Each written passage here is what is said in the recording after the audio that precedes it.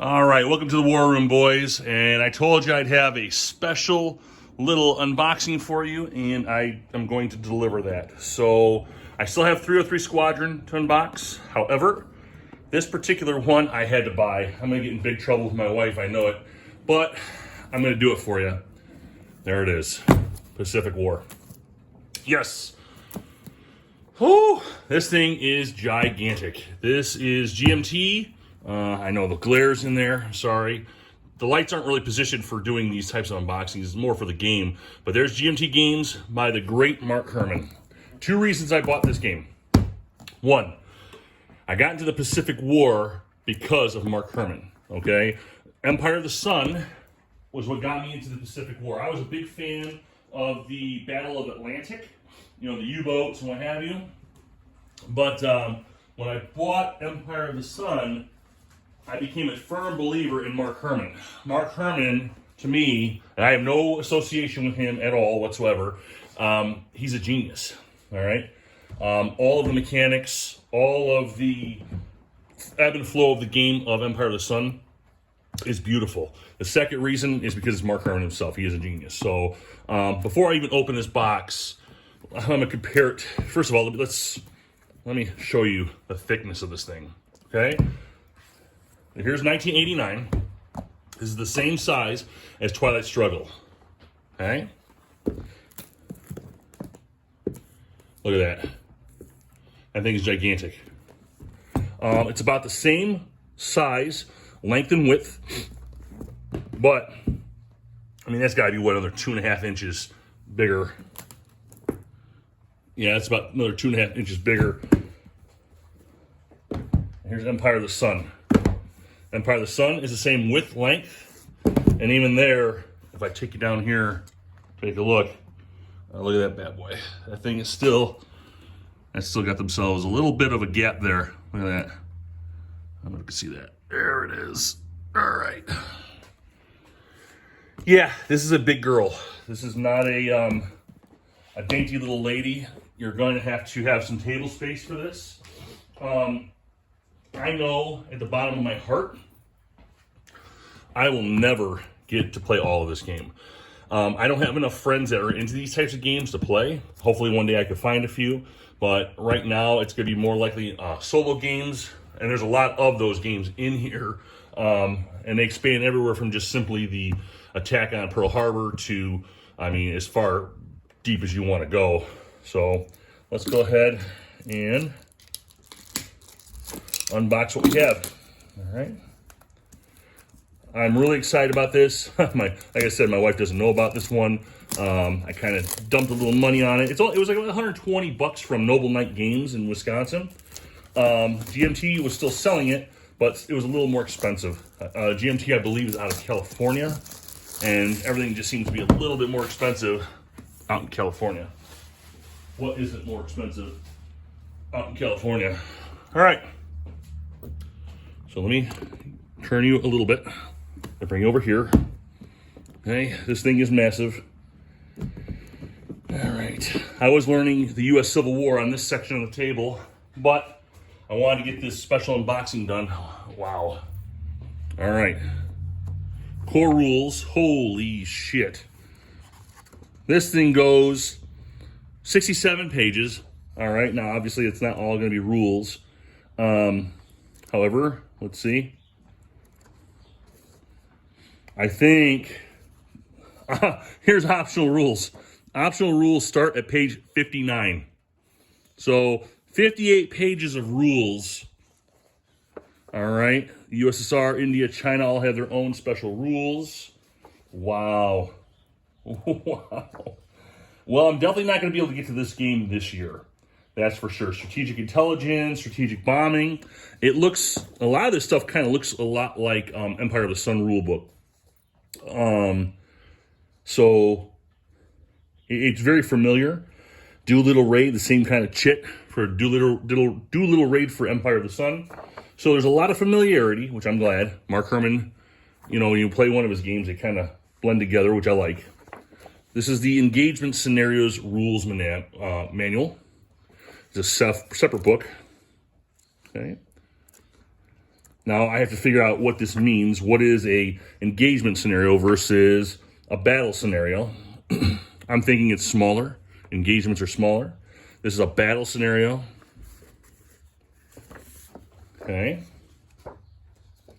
And let's see here. Is there any names to them?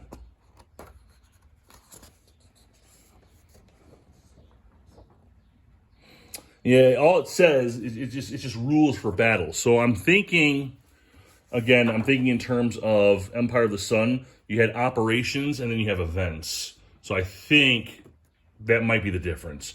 If you're just doing something smaller, like in a small engagement, then you're going to need this book to go with it. If it's a huge battle, I'm thinking like Battle of Guadalcanal or Coral Sea, you might need something like this. All right, so that's my assumption. Then you have the actual scenario booklet itself. Let's see, this is about 71 pages. Wow. I like to see an actual game. I've looked online. I've looked at a couple of people playing online, like smaller scenarios, but I haven't seen any major battles. Let's see here. Battle scenario number 11, the Kiska Convoy. Okay, a lot of good stuff here. And then we have a Battle of the Coral Sea, extended example of play. Okay, I like examples of play. It's small. Well, I wouldn't say small. It's 13 pages. Nope. It is 16 pages. Okay. So, Battle of the Coral Sea, extended example of play. I like that. I like seeing examples of play because I think that can really iron out a lot of problems. I don't think that's going to help you with all the rules, though. I'll be completely honest with you. It's just, I don't think it's possible. Okay. We got some mountain maps. We've got our dice, orange for the Japanese, I'm assuming, blue for our allies. Whew. Man, that is a big box. All right, supposedly there's over 2,000 counters. There's 10 sheets of counters. Obviously, you see U.S. Air, Naval, Ground Forces here.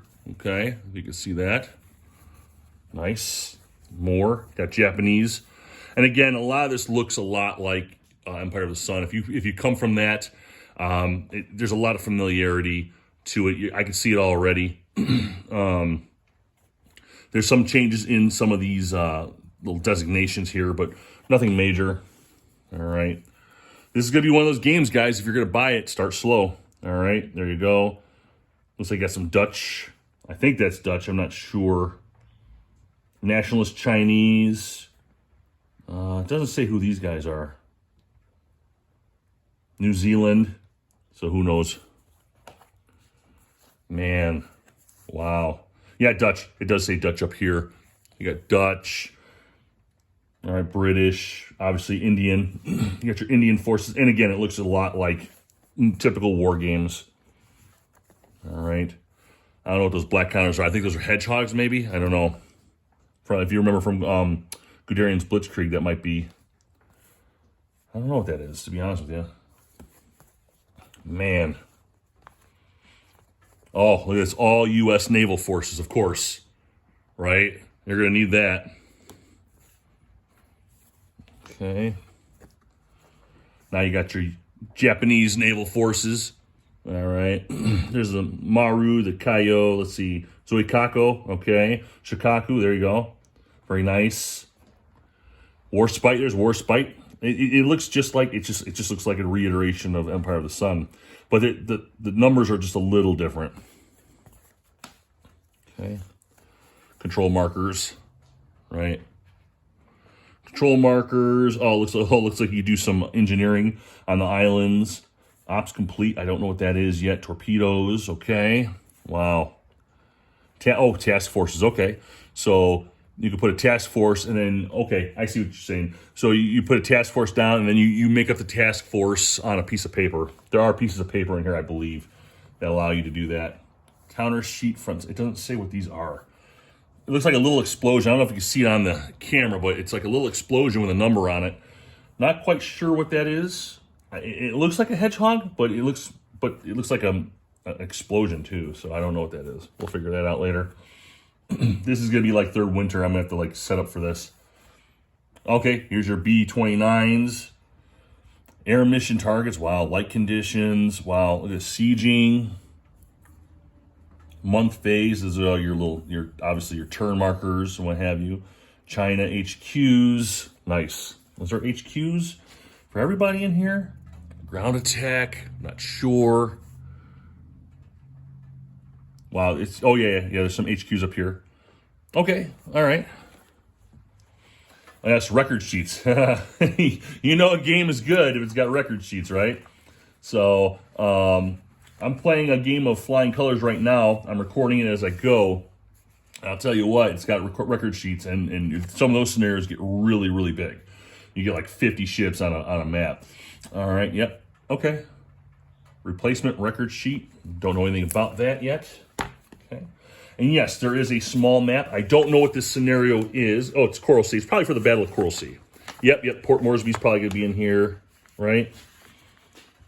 Let's see, where's Port Moresby? Yep, Port Moresby's right here. Okay. So this is probably one of those little sample maps. Third Winter had this as well. It's called Scorpions in a Bottle. So this might be here just so you can play around and get a feel for the game itself. Which I like that. I really do like that. That means a lot to people who don't play massive games like this. Allied Force display. Okay. Yeah, so here's your Task Force 1 and 2, and you set them up accordingly. So you put the little task force on the map instead of all the pieces. It's just kind of like the game Carrier from Victory Games. I got Carrier 2. That's a great game. Very, very difficult. Very, very complex. That's one for the Japanese. Okay. Allied Force display number 2. Japanese number 2. Okay. Number 3. Yeah.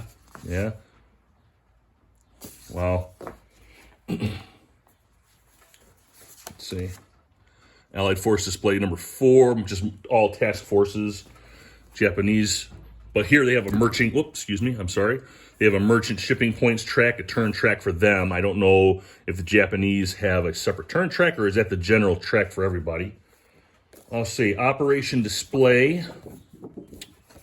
This one's for the Allied. Yeah, okay, Allies. All right. Wow.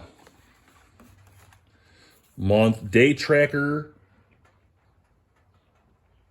I don't know if this is for both or for one. It might be for both. What is the day tracker? Wow, that looks interesting. I love these displays. Man, Mark Herman, you really know how to make a game that really should be a damn video game. But no, this looks good. This reminds me of War in the Pacific, Admiral's Edition. I have that as well. That's a really good game. If you really like Pacific War games, it's a great PC game from Matrix Games. All right, it's called War in the Pacific, Admiral's Edition. Get the Admiral's Edition. Don't get the regular one. It's about $80, but it's worth it. That's a damn good